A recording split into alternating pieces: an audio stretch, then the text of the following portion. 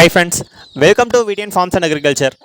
இன்றைக்கி நம்ம பார்க்க போகிறது நாட்டுக்கோழிகளுக்கு சளி பிடிச்சா என்ன பண்ணலாம், அதாவது வீட்டில் கிடைக்கிற இன்க்ரீடியன்ட்ஸ் மட்டுமே வச்சு அதை நம்ம எப்படி குணப்படுத்தலாம் அப்படின்றத பற்றி பார்க்கலாங்க.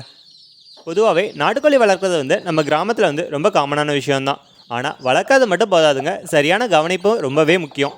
ஏன்னா இந்த நாட்டுக்கோழின்றது பிராய்லர் மாதிரி இல்லைங்க, நேச்சுரலாகவே வளரும். அதே மாதிரி நேச்சுரலாக கிடைக்கிற தீவனத்தையே அது சாப்பிடுங்க. அதனால் அதுக்கு நேச்சுரல் மெடிசன் தான் ரொம்பவே ஹெல்ப் பண்ணும். இப்போ கோடைக்காலம் வேறு ஆரம்பிச்சிருச்சிங்க. வெயிலும் ரொம்ப அதிகமாகவே அடிக்குது. அதே மாதிரி காற்று ரொம்ப ட்ரையாக தான் இருக்குது. இந்த டைமில் கோழிகளுக்கு ஈஸியாக சளி பிடிக்க ஆரம்பிச்சிடுங்க. ஏன்னா இந்த கோடை காலத்தில் கோழியோட இம்யூன் சிஸ்டம் ரொம்ப வீக்காக இருக்கும். இதனால் ஏதாவது சின்ன இன்ஃபெக்ஷன் வந்தாலும் அது உடனே ஏதாவது ஒரு பாதிப்பை ஏற்படுத்திடுங்க. சரிங்க, இப்போ நம்ம அந்த கோழிகளுக்கு சளி பிடிச்சிருக்கு அப்படின்றத என்னென்ன சிம்டம்ஸ் வச்சு கண்டுபிடிக்கலாம் அப்படின்றத பார்க்கலாங்க. இது ஃபஸ்ட்டு பார்த்தீங்கன்னா அந்த கோழியோட மூக்கிலேருந்து தண்ணீர் மாதிரி சொட்டிகிட்டு இருக்கோங்க. அடுத்து ரெண்டாவது பார்த்திங்கன்னா அந்த கோழியோட சத்தத்தை வச்சு நம்ம கண்டுபிடிக்கலாம். ஒரு மாதிரி குறைன்னு, அதாவது ராத்திரி நேரத்தில் சரியாக தூங்காதுங்க. அந்த டைமில் ஒரு மாதிரி குறைன்னு சத்தம் போட்டுக்கிட்டே இருக்கும். அது மட்டும் இல்லாமல் அதோட கண்ணு பார்த்திங்கன்னா லைட்டாக கொஞ்சம் மூடின மாதிரியே இருக்கும், குறாத்துட்டு இருக்கும். ஒரு சில கோழிகள் பார்த்திங்கன்னா தீவனம் எடுத்துக்காமல் இருக்குங்க. இதில் முக்கியமாக பார்த்திங்கன்னா அந்த கோழியோட சத்தத்தை வச்சு நம்ம கண்டுபிடிக்க முடியுங்க. சரிங்க, இப்போ இந்த கோழிகளுக்கு நம்ம என்னென்ன மருந்து கொடுக்கலாம் அப்படின்றத பார்க்கலாங்க. இதெல்லாமே நம்ம வீட்டிலே கிடைக்கக்கூடிய பொருளை வச்சு தாங்க நம்ம தயாரிக்க போகிறோம். இதில் ஃபஸ்ட்டு பார்த்திங்கன்னா மஞ்சள் பூண்டு கஷாயங்க. அதாவது பார்த்திங்கன்னா பூண்டு ஒரு 4லேருந்து 5 பேல் எடுத்துக்கோங்க. மஞ்சத்தூள் பார்த்திங்கன்னா ஒரு அரை ஸ்பூன், தண்ணி பார்த்திங்கன்னா 1 லிட்டர் தண்ணி எடுத்துக்கோங்க. இதில் ஃபஸ்ட்டு பார்த்திங்கன்னா அந்த பூண்டை முடிஞ்சால் கொஞ்சம் நல்லா நசுக்கி விட்டு அதுக்கப்புறம் போடுங்க. ஏன்னா அது நசுக்கிட்டு போடுறப்ப அதுலேருந்து அலிசின் வருங்க. அது பார்த்திங்கன்னா ஒரு நேச்சுரல் ஆன்டிபயோட்டிக் தான். ஸோ நீங்கள் அப்படியேவும் போடலாம், அப்படி இல்லைனா இது மாதிரி நசுக்கிட்டோம் அப்படியும் எடுத்து போடலாங்க. அது தண்ணியில் எடுத்து போட்டுட்டு அந்த தண்ணி நல்லா கொதிக்க விடுங்க. ஒரு 10 நிமிஷம் நல்லா கொதிக்க வச்சிட்டிங்க அப்படின்னாவே தண்ணீர் பார்த்திங்கன்னா இது மாதிரி ஒரு கோல்டன் கலர் மாதிரி வந்துடுங்க. இந்த கலர் வந்ததுக்கப்புறம் கொஞ்சம் நேரம் ஆற விட்டுட்டு அதுக்கப்புறம் வடிகட்டுங்க. இது சின்ன கோழி குஞ்சுங்களுக்கு பார்த்திங்கன்னா ஒரு 50 மில்லி வரைக்கும் கொடுக்கலாங்க. அதாவது ஒரு கோழி குஞ்சுக்கு. பெரிய கோழியாக இருக்குது அப்படின்னா ஒரு 100 மில்லி கொடுக்கலாங்க.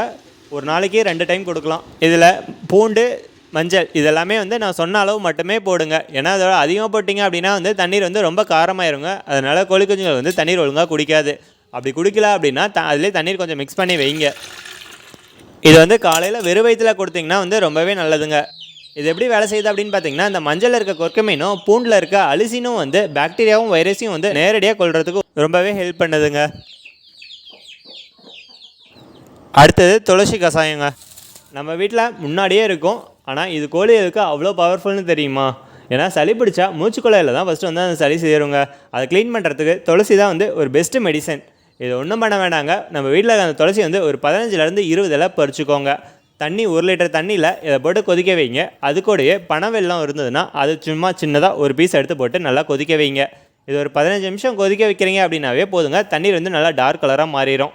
அதை அப்படியே எடுத்து கொஞ்சம் நேரம் ஆற வச்சுட்டு நம்ம கோழிகளுக்கு அப்படியே எடுத்து கொடுக்கலாங்க. இதுவும் நான் முன்ன சொன்ன அந்த மஞ்சள் பூண்டு கஷாயம் மாதிரி அதே அளவுலேயே நம்ம கொடுக்கலாங்க.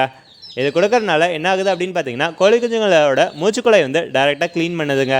சளி, மூக்கடைப்பு, இருமல் எது இருந்தாலும் எல்லாத்தையுமே இது க்ளீன் பண்ணுங்க. அடுத்தது 3வது மெடிசனுங்க. இது இஞ்சி ப்ளஸ் பனை வெல்லம் இதை 2ஐயும் கலந்து கொடுக்கலாங்க. சளி பிடிச்சதுன்னா கோழிகளோட உடம்பு ரொம்ப வீக் ஆயிருங்க. அந்த டைமில் அது தீவனம் எதுவுமே எடுத்துக்காது, எனர்ஜி இல்லாமல் போயிடும். அந்த எனர்ஜி திரும்ப கொண்டு வரதுக்கு தான் இந்த இஞ்சி வெல்லம் ஒரு பெஸ்ட்டு காம்பினேஷனுங்க. இது பார்த்திங்கன்னா இஞ்சி சின்னதாக ஒரு துண்டு எடுத்துக்கோங்க. பனை வெல்லம் அதே மாதிரி சின்னதாக ஒரு துண்டு எடுத்துக்கோங்க. அப்புறம் தண்ணீர் 1 லிட்டர். இதில் இஞ்சி நல்லா தட்டி போட்டு அந்த தண்ணியில் நல்லா போட்டு கொதிக்க வைங்க. அதே மாதிரி கொஞ்ச நேரம் கழித்து பனை வெல்லம் கொஞ்சம் சேருங்க. ஒரு 10 நிமிஷம் போட்டு இதை கொதிக்க வைங்க. கொதிக்க வச்சுட்டு அதே மாதிரி ஆற வச்சுட்டு நம்ம கோழிகளுக்கு எடுத்து கொடுக்கலாங்க.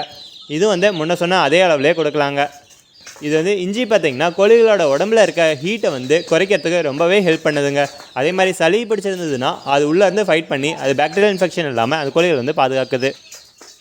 மேலே சொன்ன இந்த 3 மெடிசனில் உங்களுக்கு எது கிடைக்குதோ அது ஏதாவது ஒன்றை மட்டும் கொடுத்து ஃபாலோ பண்ணுங்கள், போதுங்க. 3மே கொடுக்கணும்லாம் அவசியம் கிடையாது. ஏன்னா அப்படி கொடுக்குறீங்க அப்படின்னாலும் ஒன்றும் ஆகாதுங்க. ஏன்னா இது எல்லாமே நேச்சுரல் ஆன்டிபயோட்டிக் தான், அதனால் எதுவும் ஆகாது.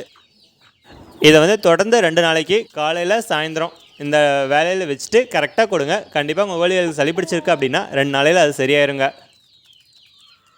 அதுக்கப்புறம் ஒரு முக்கியமான விஷயங்க, இந்த மருந்து மட்டும் கொடுத்தா போதாதுங்க. நம்ம இருக்க சுற்றுச்சூழல் இதாக இருக்குது அப்படின்னா நம்ம கோழிகளுக்கு பாதிப்பு வந்துக்கிட்டே தாங்க இருக்கும். அதனால் முடிஞ்ச அளவுக்கு நம்ம ஷெட்டை க்ளீனாக வச்சுக்கோங்க. தண்ணீர் டெய்லி மாற்றிக்கிட்டே இருங்க. அதே மாதிரி தரை ஈரமாக வச்சுக்காதீங்க. அதாவது டைரெக்டாக அந்த சன்லைட் கோழிகள் மேலே படாத மாதிரி பார்த்துக்கோங்க. அப்புறம் ஏதாவது ஒரு கோழிகளுக்கு பாதிப்பு ஏற்பட்டுருச்சு அப்படின்னா அந்த கோழியை வந்து மற்ற கோழிகள்லேருந்து தனியாக ஐசோலேட் பண்ணி தனியாக பார்த்துக்கோங்க. இது வந்து மற்ற எல்லா கோழிகளுக்கும் அது பரவுறது வந்து ரொம்பவே தடுக்குங்க. இந்த மெடிசன் பார்த்தீங்கன்னா ஒரு அதிகபட்சம் 3 நாள் வரைக்கும் நம்ம கோழிகளுக்கு வந்து கொடுக்கலாங்க. ஏன்னா அதுக்குள்ளேயே உங்களுக்கு வந்து வித்தியாசம் தெரிஞ்சிடும். அப்படி இருந்தும் அந்த கோழிகளுக்கு வந்து ஏதாவது இன்ஃபெக்ஷன் சிவியர் ஆகுது அப்படின்னா நீங்கள் டேரெக்டாக வந்து டாக்டர்கிட்ட எடுத்துகிட்டு போயிருங்க. ஏன்னா இது நேச்சுரல் ஆன்டிபயோட்டிக் பொறுத்த வரைக்கும் வந்து ஒரு ஃபர்ஸ்ட் எய்ட் மட்டும்தாங்க.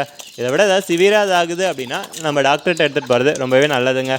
சரிங்க, உங்களுக்கு இந்த வீடியோ பிடிச்சதுன்னா லைக் பண்ணுங்கள், ஷேர் பண்ணுங்கள். இல்லை இந்த வீடியோ பற்றி உங்களுக்கு ஏதாவது சந்தேகம் இருக்குது, இதில் உங்கள் வீட்டு கோழிகளுக்கு இது மாதிரி சளி பிடிச்சிருக்கு அப்படின்னா நீங்கள் என்ன மாதிரியான மெடிசன் கொடுக்குறீங்க அப்படின்றத பற்றியும் கீழே இருக்க கமெண்ட் செக்ஷனில் கமெண்ட் பண்ணுங்கள். நீங்கள் இப்போ தான் ஃபஸ்ட் டைம் நம்ம சேனலை பார்க்குறீங்க அப்படின்னா VTN ஃபார்ம்ஸ் அண்ட் அக்ரிகல்ச்சர் சேனலுக்கு சப்ஸ்கிரைப் பண்ணுங்கள். உங்கள் பண்ணை, உங்கள் பெருமை. நன்றி.